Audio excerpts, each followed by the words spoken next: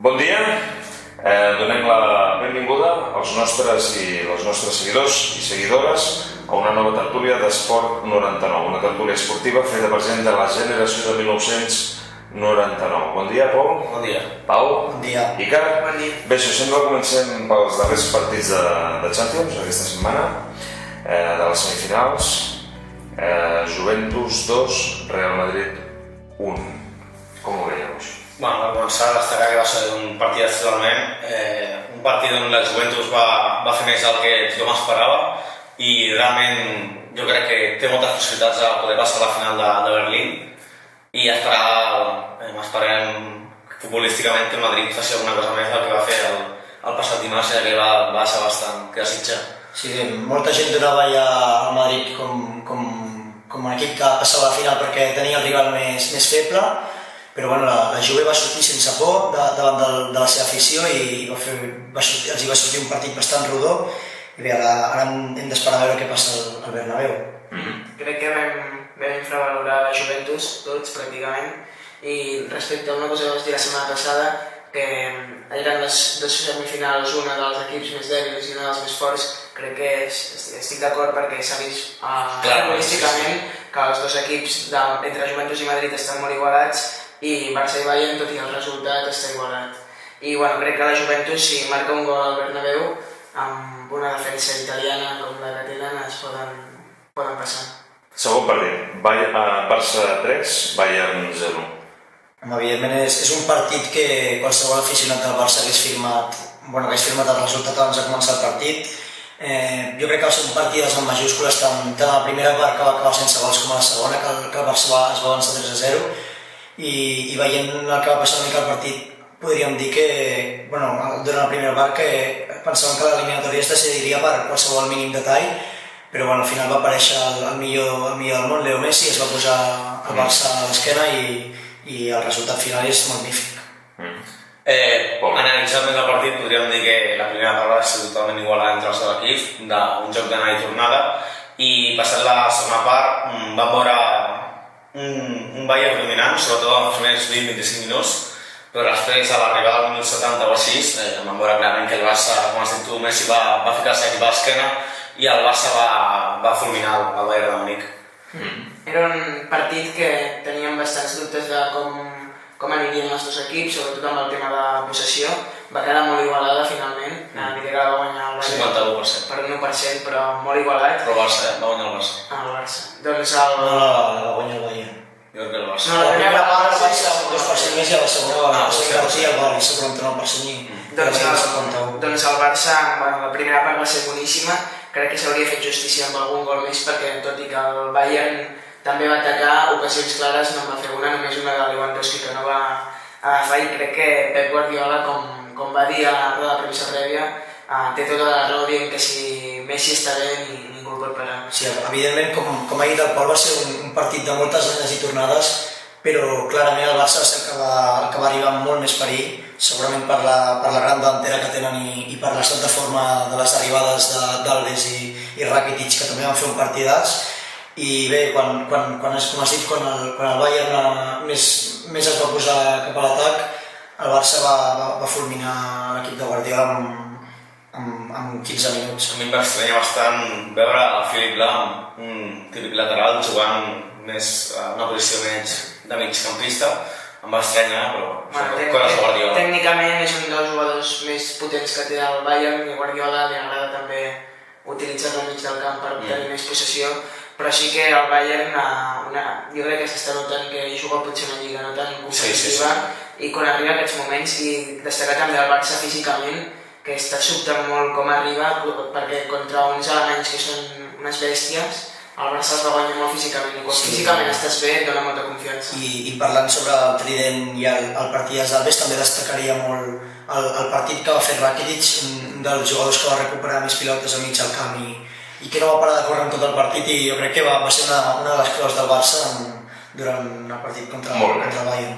Us agradaria com a final un clàssic a Berlín? Òbviament, a mi, com a gran aficionat del futbol, m'encantaria al final Barça-Madrid, però després hi penses, i com a culer que soc, si penses en les possibilitats que que el Barça perdés la final contra el Madrid, què passaria després? Què passaria després de la final? Saps una mica enrere i en aquest cas no feia una final Barça-Juventus. Jo crec que què passaria? Doncs que el que guanyi li restregarà durant tota la vida a l'altre, però bueno, crec que és una final que passarà tard o d'hora, tal com estan els dos equips, potser els millors del món, i si amb els pròxims 5 anys ha de passar, prefereixo que passi aquest any que estem com estem i que la podem guanyar perfectament. Evidentment, molta gent pensarà que en una final de la Champions un clàssic és com un somni, trobar-te el teu etern rival a la final de la Champions. Si guanyes, en l'hipotètic cas que guanyessis la final, les sensacions haurien de ser magnífiques, però també passaria al contrari, que en el cas que el perdis, com ha dit l'Icar, qualsevol equip dels dos es tragaria per la cara que havia guanyat la final de l'altre, i bé, un aficionat de qualsevol dels dos equips ja en una final ja normalment els nervis estan a flor de pell, i en un clàssic que fos final de Champions seria exagerat. Digues. Abans de començar a parlar de una final així, cal destacar que la tornada, igual que el Bayern Porto es va remuntar un 3-1 a Granada, el Bayern perfectament pot remuntar. Igual que el Barça li ha fet 3 al Bayern, el Bayern ens pot fer. El resultat és molt favorable, però si alguna cosa té el Bayern i Guardiola és que en 20 minuts et poden decantar un partit. Molt bé, demà dissabte tenim un nou partit de Lliga que enfrontarà el Barça contra la Real Societat. Quin pronòstic veieu per aquest partit? I si voleu comentar breument la vaga en un minut. Home, jo veig un pronòstic bastant clar a favor del Barça, tampoc s'han de confiar, però bueno, la Real és un equip que ja no juga res i tal com està el Barça en aquests moments no crec que salti la sorpresa. Sí, crec que el Barça ho tindrà bastant bé per guanyar, la Real Societat no està fent una temporada gaire bona, podríem dir, i respecte a la vaga de les dues últimes jornades de la final de Copa, bueno, jo crec que el diàleg finalment entre la setmana que ve ho acabaran arreglant i bueno, crec que els que reclamen els jugadors que tenen raó amb els drets televisius perquè països com Anglaterra reben molt més i potser Messi i aquests no es veuen afectats, però els jugadors de segona sí que es poden veure afectats molt.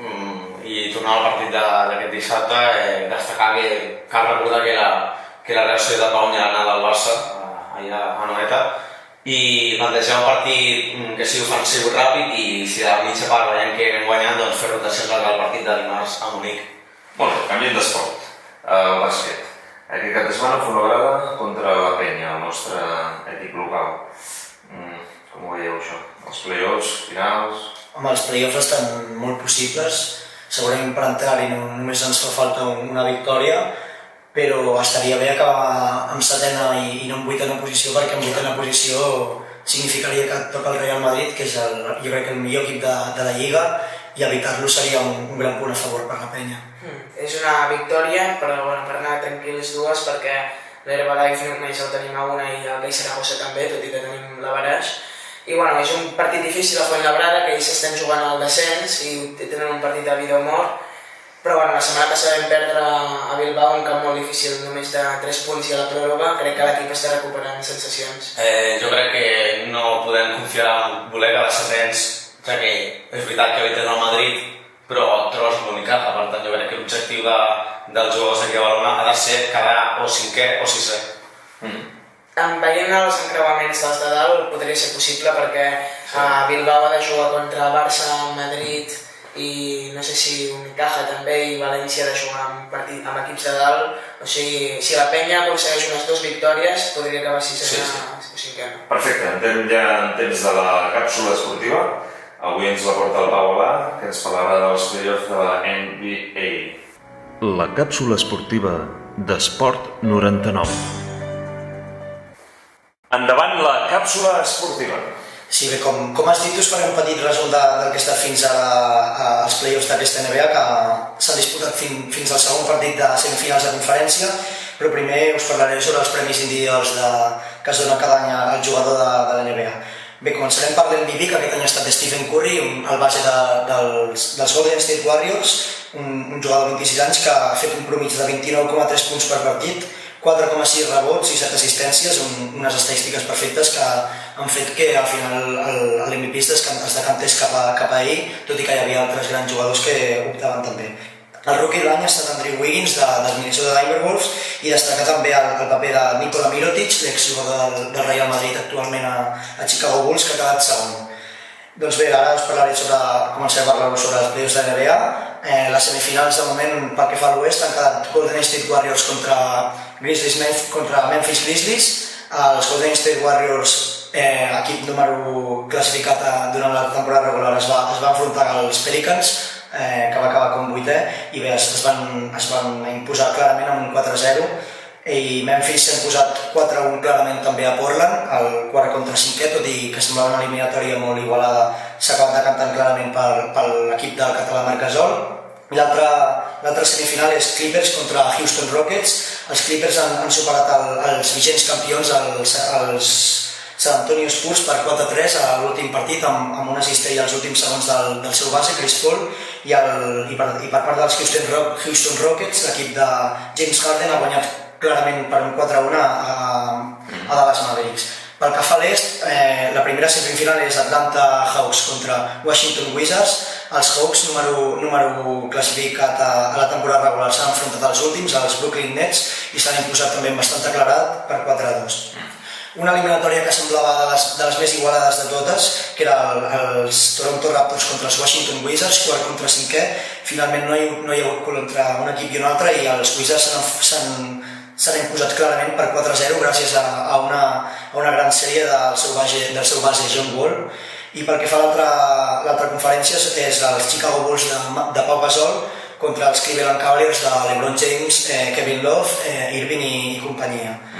Els Bulls es van imposar 4-2 a Milwaukee Bucks amb bastanta claredat, i també molta claredat per Cleveland Cavaliers, que va guanyar 4-0 a Boston Celtics. Doncs bé, de moment les 4 semifinals, tant pel que fa a l'oest com l'est, estan empatades 1-1. Els Warriors semblen els clars guanyadors, se'ls veuen com a favorits per guanyar l'anell, però de moment Memphis li ha plantat cara i han pogut empatar 1-1.